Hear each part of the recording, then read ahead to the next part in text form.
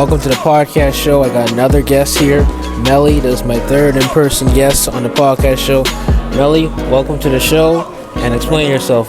First off, my name is Woods Melly. I go to school with Brendan. I make YouTube, make content. You may have seen one of my videos. I did the poop prank video. I did the wedding video. I screened for a little while. It got a little bit of buzz to it. It's doing okay right now. But I'm happy to be here with Brendan today. We're going to have to talk about something, have a real good conversation here. Glad to be here, man. That's good. So the first question I want to ask you is, what inspired you to do YouTube? What inspired me to do YouTube? See, I talked to you about this last time. And it's like not really a touchy subject, but a lot of times I don't really like to bring it up. Yeah. But I'm going to bring it up. So basically growing up, I was always the only child. And, it was always just me and my mom. Same. It was always just me and my mom. And so, she had a lot of health issues, so she was always in and out of the hospital and stuff like that. So I would always be home alone, right? And I never had no siblings or nothing, so I always just thought to myself, like, I'm so lonely or I'm so bored and I have nothing to do. And a lot of people may say, well, that's where you can, work out or, start doing things after school. But, a lot of those things I didn't want to do. I didn't feel comfortable necessarily doing it, you know what I mean? Yeah. Until I saw, I think who influenced me most was Aiden Ross. And I was like, I love how his chat was engaging with him. He could talk to them. He could, have that experience as though they were family, even though it's across the screen. You know what I mean? So I did my first stream. I didn't have that much people in there. I think I had about 3 or 4 people in there. But I enjoyed it, and I really loved the content. And then I was like, you know what? I like putting smiles on people's faces. I like having fun. I love doing the content. And you know what I mean? It's like a relief for me. To a certain degree, it's like an art. It's like a therapy for me. You know what I mean? So when I'm able to do a YouTube video or do content, you might think, oh, this is something jokey. He's just having fun. But I'm really like feeling word you used last time, a euphoric moment. Like it's really, like that's the word, right? Euphoric moment. Oh, brother, this guy stinks! Not a euphoria moment. What I said, a eureka moment. Eureka moment. Moment. Yeah, it's really a eureka moment. And that's why I started my content, man. Just to get out my own head, have a peace of mind. Yeah. And that's what it should be when you have your passion. You should have a peace of mind when you're doing things, and really that's just part of the passion. Has it been a struggle for you to do YouTube? There's been not really a big struggle, but it's been my first ever video was kind of a struggle doing YouTube. Actually, I have problems before that. So before I did the poop video, I screened first, and I was using my mother's desktop computer. She wasn't really using it a lot, and I just was like, let me utilize it and put it to use. So whenever my mom would be out the hospital, I would use the computer to screen. But later on, I ended up telling her, because I didn't want to just keep on lying to her and keep on using it.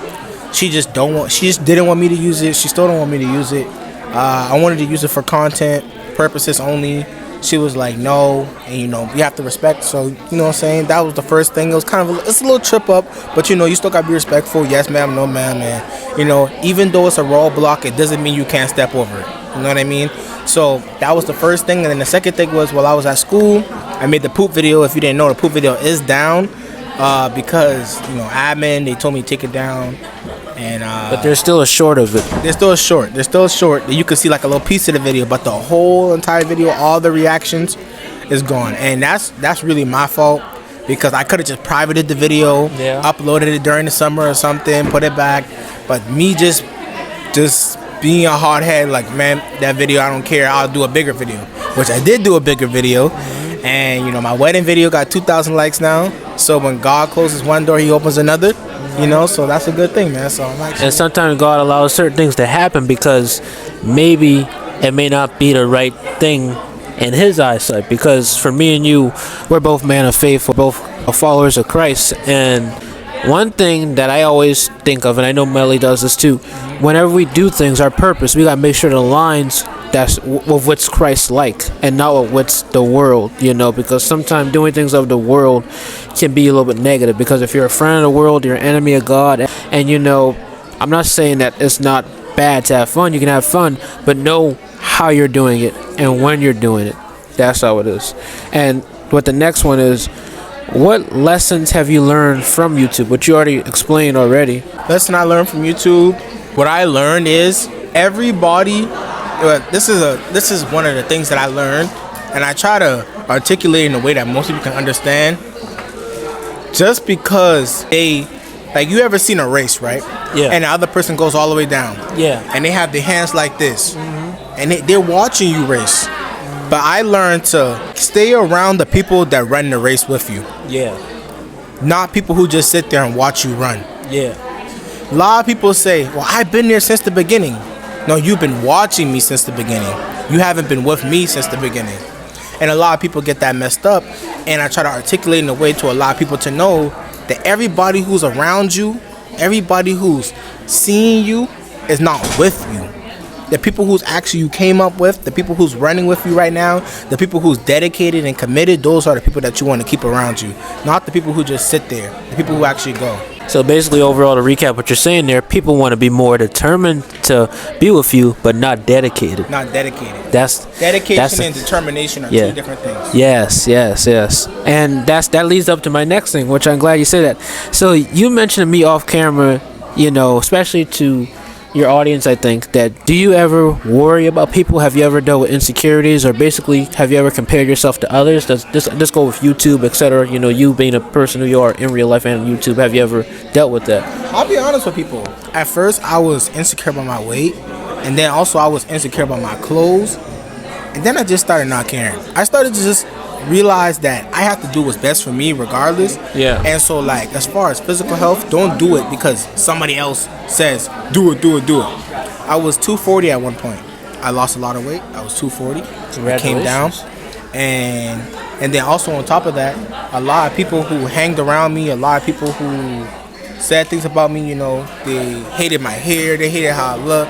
Like, ever since you were younger, you grow up as a dark skin. When you grow up, like school, elementary school, high school, like even middle school, like I feel like a lot of people will try to, I don't know how to say it. They say it as a joke, but a lot of people will get under your skin and say certain things that could really punish you and hurt you. And so I just learned to stop caring about people's opinions. Yeah. And I understand you with that, man. Everybody has dealt with insecurities and bullying, or at least most people, so it's just about jumping over that bridge and just making sure that you can do anything you can do. Have you ever dealt with any other problems outside of YouTube that you would like to share? Disclose it later. Okay. What's your take or perspective on self-improvement? On self-improvement, doesn't really start until action is taken. Mm-hmm. People always say, oh, your mind got to change. They say that people who exercise 20 to 25 days are more able to keep it as a everyday thing than somebody would be who just like try to start working out. It takes time, you know what I mean? So like 20 to 25 days, you got to do that. So what I learned from that is a lot of times it takes time. What do you want your legacy to be? What I want my legacy to be, I want to be able to, people to come back to my videos and be like, he was so funny, he was so happy. Like, even though behind closed doors was ever going on, I want people to come around me and have, like, I want to be able to one day, they can think like, oh, I remember those times Melly used to scream in YouTube. Like, it feels good when people make videos reminiscing to other people, like old YouTubers we used to watch. Like, I want to have people to have that reminiscent moment to be like, yo, I remember that. Like, I remember that dude. I remember that guy.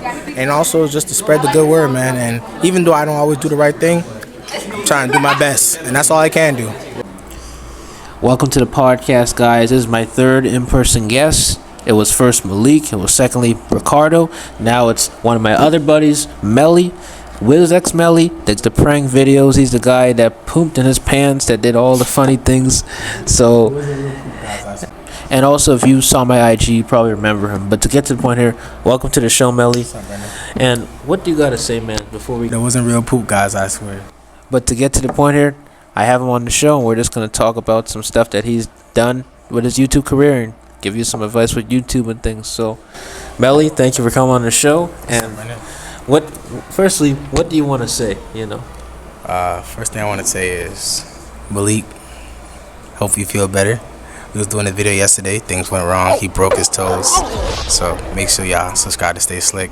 And then also I want to say is, One thing I learned today, which is kind of weird, and I know this probably we shouldn't go this deep in the podcast we just started, but one thing I learned was today, a lot of people will be friends with you when they see you doing something better than when they see you down. And I'm not even trying to say that just to be generic, because everybody says, oh, they try to come up, but like, first of all, I'm happy to be here. That's good.